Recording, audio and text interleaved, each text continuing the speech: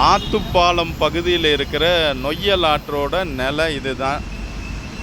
எல்லாரும் குப்பைகளை கொண்டு வந்து கொட்டுற இடமா இருக்குது. முழுவதுமாக பார்த்திங்கன்னா நொய்யலாறு சாக்கடையாகவே மாறி இருக்குது. அது இல்லாமல் ஃபுல்லாக குப்பை கூடத்தோட ஒட்டுமொத்த தளமாகவும் இருக்குது.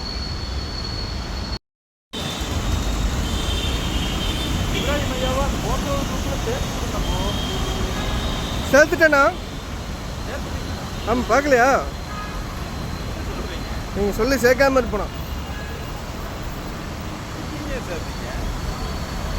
பாருங்க.